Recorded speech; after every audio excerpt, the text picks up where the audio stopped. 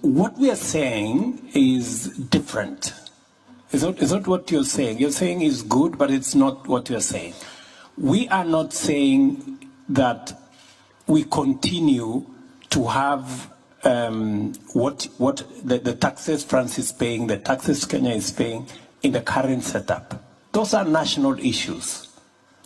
We need a financial transaction tax at a global level where even countries like Kenya pay. We do not want anything for free. You will pay more eventually because you have a bigger economy. We will pay commensurate to our economy.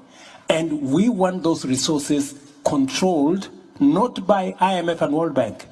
Because IMF and World Bank, you have the final say. We don't have no say. We want another organization of equals, where you have as much say because you pay, as much as we do because we also pay. That's the organization we are looking for. And that is why we are saying we need a new financial architecture, where governance, where power is not on the hands of a few people.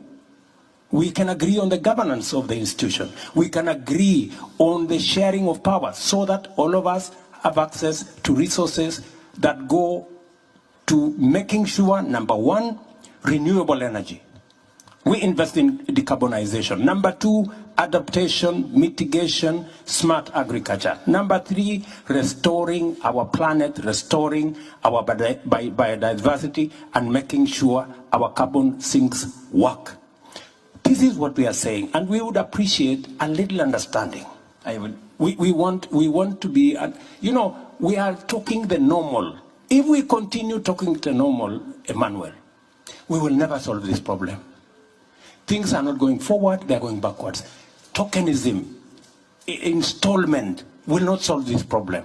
We have a much bigger problem than the installment we are discussing here will solve. You're not hearing us. I will, if I may, yeah.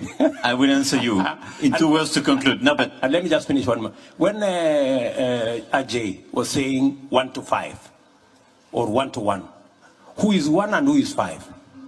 Private sector versus who is 1 and who is 5? $5 private sector mobilization for every dollar of money that comes in. 5 from private. Surely, Ajay. How do you persuade the private sector to bring their money for public good? Private sector is driven by profit, my friend. I mean, unless you persuade me otherwise. So we're going to run out of time, but there's a whole conversation to be had about what money goes into adaptation versus what goes into mitigation, which part of it the private sector is ready to go for, how they could be investing in renewable energy. There's a whole conversation, which I am relatively confident we will try and address when this group gets going. At least my objective was 1 for 1.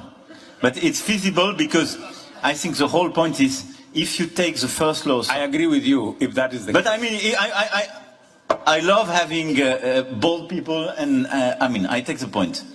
It is possible to bring risk down.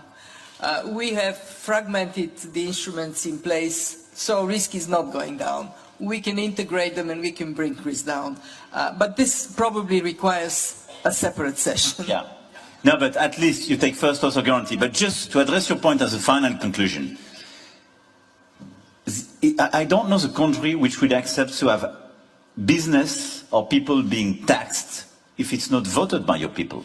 This is a sovereign competence. So I agree with you. I want a global taxation. This is my point. But it will be submitted to the acceptation of, and the vote of each national parliament. It's a matter of fact.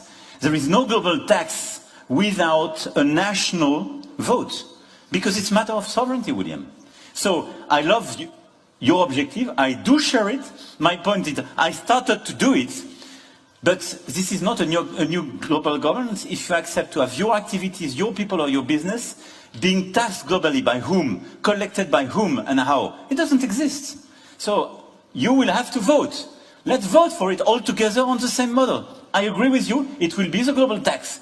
Second, I think the best way to address your point is to make the governance reform of IMF and World Bank. and to make them much more adapted to the current world.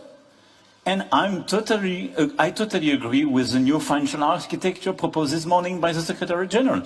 Let's not create a new one. Let's just transform the ones we had. And final point, what we are discussing, I'm sorry, but I've been involved in this business probably for too many years. But it's not business as usual. I can tell you, when she proposed the 650 billion capital increase, a lot of people wanted to kill this idea. When we committed for the 100 billion 2 years ago, it was a big splash everywhere. And the fact that we finalized it, it's not normal business. Otherwise, if going from 30 to 100 means nothing, I mean, what is the meaning of our concrete action? So if we deliver concretely what we are discussing today, it's a huge transformation of the model. But it's not the end of the game, I agree with you. We do need an in-depth transformation of our global governance, for sure. And we do need a governance of World Bank and IMF reflecting this world, this new demography and the new dynamics.